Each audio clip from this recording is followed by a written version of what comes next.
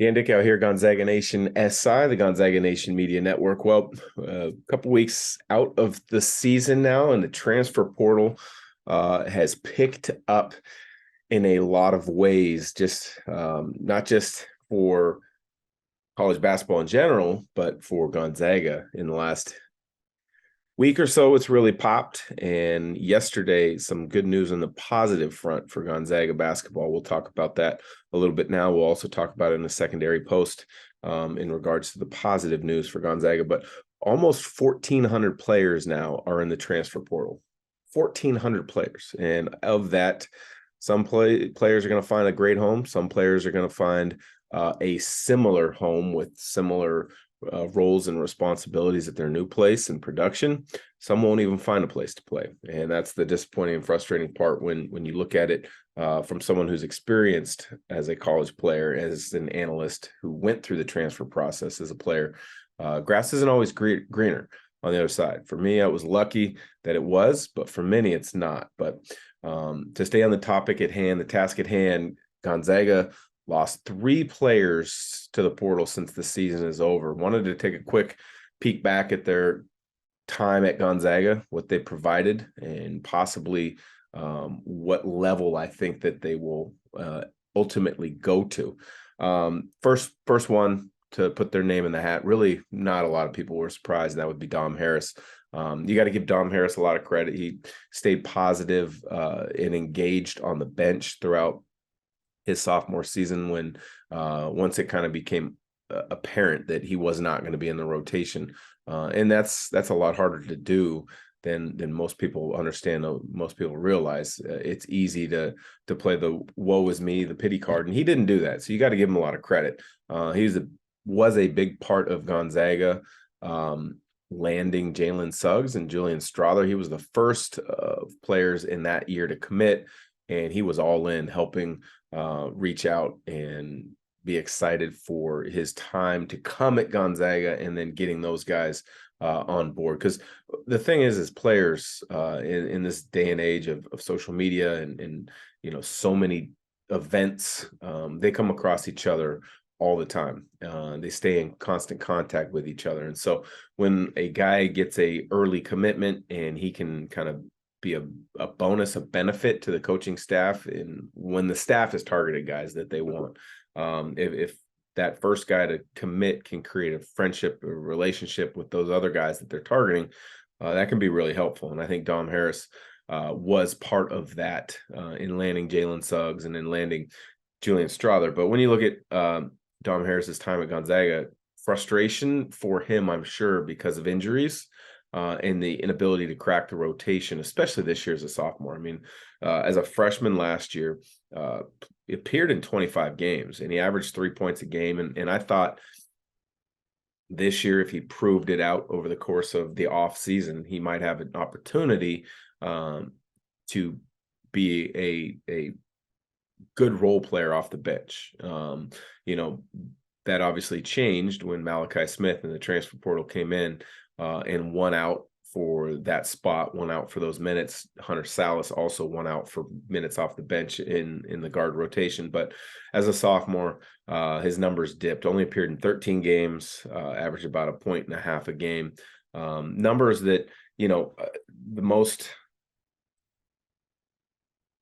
savvy of college coaches and staffs will look beyond that, and they'll understand, hey, he's coming.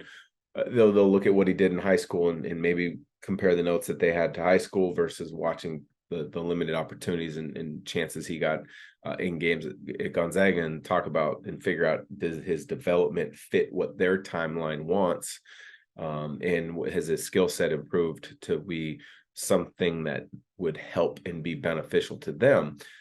So it's really interesting nowadays where, in recruiting, when a player turns down a school or vice versa, it's not always over anymore because of the movement in the transfer portal. But when you look at Dom's future, what I think, I think he's going to take a step down a level, at least in regards to conference. So I could see him landing at a WAC school. I could see him landing at a Big West school.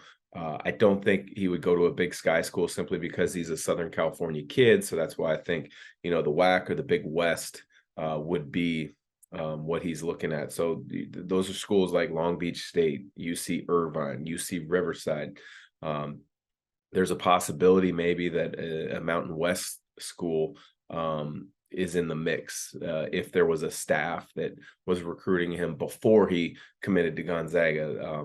I haven't seen any Mountain West schools on his list, but that's what I would expect to see him at a Big West or a WAC school. And I think he's talented enough to have a really nice career at a school at that level. You see it all the time. Player drops down a level and they go from searching for time, searching for a role, searching for identity at a power school or a school like Gonzaga that is entrenched each year in making deep NCAA tournament runs. They drop down to a level that fits them perfectly. That player, after having improved, plays with all the confidence in the world and their career flourishes and they take off. A quick idea come to mind really quick. Ja'Cory McLaughlin a few years back at Oregon State. He was a all freshman league player. Then was started off, I think, 4 or 5 games as a sophomore, was playing really well, decided to transfer. Oregon State just wasn't for him. The Pac-12 wasn't for him. He drops down, goes to UC Santa Barbara, and he was tremendous. Conference player of the year. He's had, I believe, a couple 10 days in the NBA. So he's carved out a nice professional career because he was able to get to that opportunity where he could play. He could go play through mistakes. He could improve. He would have responsibility on his shoulders. And I think that's one thing that a lot of players need to grow is responsibility on your shoulders. Sometimes you can score 6-7 points a game, but are your contributions needed each game for a win? And I think if you're needing to be relied upon each game for your team to win, that's proving a lot for coaches at the next level, whatever it may be. That's high school going to college, that's college going to the NBA. So wish Tom Harris best of luck. I know there was some interesting back and forth, at least on social media, where his dad throughout the year put some comments out there that made people a little bit concerned about, hey, is he leaving now? Why isn't he playing? That's just the nature of high-level college athletics these days. Everybody wants to play. And with social media, you've got a chance to address it in ways that you never have before. So wish Dom nothing but the best. Hopefully he finds a spot that he's comfortable in and his career can flourish. Next would be another guy that I wasn't too surprised to see him put his name in the transfer portal, and that's Efton Reed. Lots of excitement for Efton when he transferred in, and I was one of those guys that thought he was going to be able to carve out a bigger role. When I looked at highlights a season ago, when I saw him at practice the first time or two, I thought, hey, this could be a piece that really works. 7 foot, 255, not a great athlete, but huge size, and every team needs size. But I don't think his understanding of Gonzaga's offensive and defensive schemes sped up enough throughout the course of the year to get him into the rotation. I mean, he only had 3 games this season where he played double-figure minutes, and that was the first 2 games of the year against North Florida and against Michigan State. And then the other game where he played double-figure minutes was the exhibition game in Christmas break time against NAIA Eastern Oregon, where he had his best game, 16 points, 8 of 8 from the field. But that didn't really count in my estimation, because I believe, if I remember correctly, the tallest player on that team, on that roster, was about 6'5", 6'6", maybe at the most. So it really wasn't a fair judge of talent, of skill level for him. But the first game of the year, North Florida, 8 points, and then Michigan State followed up with solid 4 points in 11 minutes. You thought maybe you were going to have that backup big that could protect the rim. But once you got a couple more games into the year, unfortunately, you saw mistakes would occur, but then they would compound with another mistake quickly. And I think he's a talented player, but I think, Gonzaga, as a big, you've got to have a couple different things. You've got to be extremely skilled, and you've got to be extremely cerebral. You got to be athletic enough. And I think Gonzaga has proven that if you're a tremendous athlete as a big with the other two attributes, you're going to be tremendous. If you're limited athletically, which he is as far as lateral mobility and verticality, outside of his sheer size, you have to be able to be tremendous at the other two. And I don't think he was tremendous at the other two. That would allow one of those attributes to kind of be hidden in a way, because you look at Drew Timme, tremendous skill, tremendous IQ, athletically doesn't quite check that box, at least as far as what your typical athlete looks like: run, jump high, fast, all that. But his footwork, his dexterity, his hand-eye coordination would definitely jump his level of athleticism, something that doesn't always get overlooked. But for Efton, he was at LSU, as mentioned, averaged over 6 points a game, 34 games played as a freshman. Most of those were starts. Wasn't able to really crack the rotation at Gonzaga, where he only played 25 games, averaged about 2 points. So I wasn't surprised to see him transfer. I would imagine he transfers back to the East Coast, somewhere closer to home. I don't think, after having been at a Power 5, after having been at Gonzaga, I don't imagine him going to a Power 5 type school. Now, I haven't seen a full list. And so many times right now these days with the social media lists that are put out there, sometimes that's just one initial reach out from either a staff to the player or to the player's family, or vice versa, player or player's family to a coaching staff at a college that they might be interested. So I don't read a whole lot into that. I actually was talking to a college coach just the other day, and I said, okay, in this portal, how many guys are you really looking at? They said about 30. And within one phone call, typically, they'll be able to trim it down and understand and know, hey, that kid's not for us. Whether for whatever reason it may be, the kid might be looking for a certain number in NIL money. This kid might be wanting a different role, a different responsibility with his new basketball team. It might be, hey, I don't want to move any further away from home. So those 30 get trimmed down pretty quickly in regards to who they're really going to zero in with their time, energy, and focus. But I would expect Efton to go back to the East Coast. I think Atlantic 10 school would probably be the perfect fit, the perfect level for him.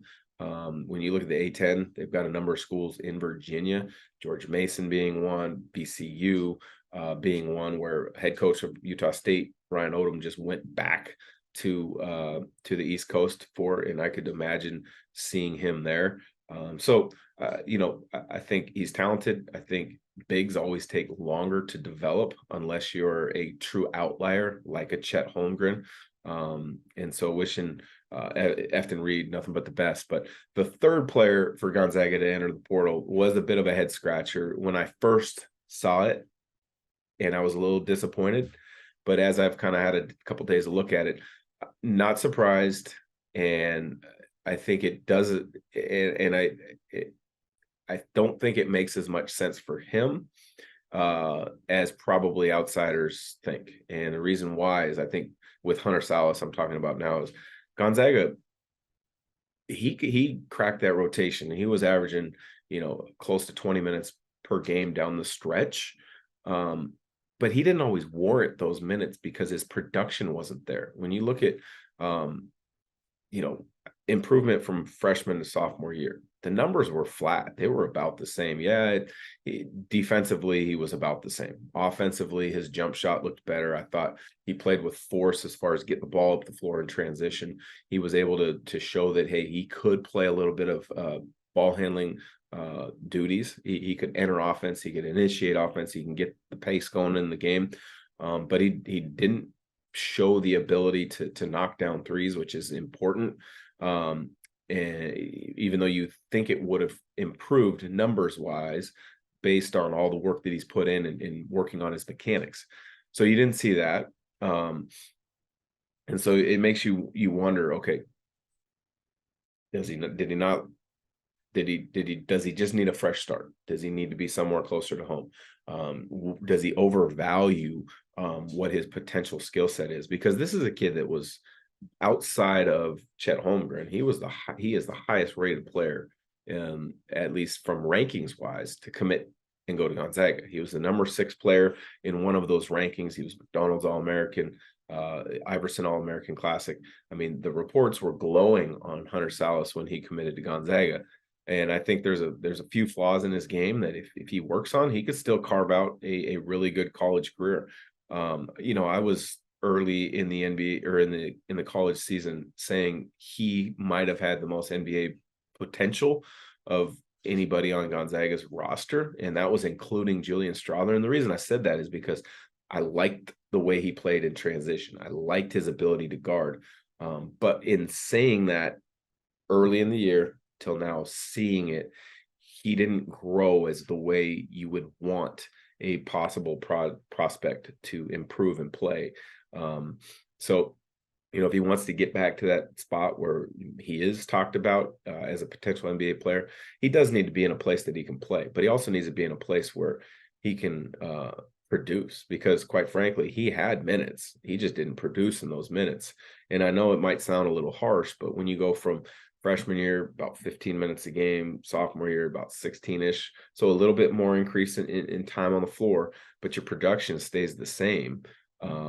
It makes you wonder, is there something holding him back? Does he not have the confidence? Does he not have that attack mentality that he's just going to go for it? Because I don't think I ever saw, outside of maybe the San Francisco game in conference where he had 13 points, I don't ever remember a game where I felt like he just went for it. Kind of always a little hesitant in making decisions, making plays, especially on the offensive end of the floor. Defensively, I thought he was fine. I think he's definitely got to get more stronger to have a great college career. His athleticism, his balance, his speed, his quickness, his instinct is great on that end of the floor, but he's got to get bigger and stronger. And I think that goes to show that a lot of the teams that make deep runs have older, experienced guards that are physical and can play that style. But I would expect and I hope that Hunter has some good options for him. I mean, I've seen a couple lists, as I mentioned with the other two guys. Some good teams have reached out, and or vice versa. Teams like Arizona State, San Diego State, Oregon. I would imagine Creighton, his hometown school, is on that list. So he's going to have a great opportunity to be in another really good basketball school. The question now becomes, does he make the right choice for fit to allow him to grow into the player that many projected him to be, because he was that 6th ranked player coming out of high school? Is the door fully closed on him reconsidering and staying with Gonzaga? I don't know. Because that has happened before, where players will put their name in the portal. They want to see what opportunities may be out there, and then they come back.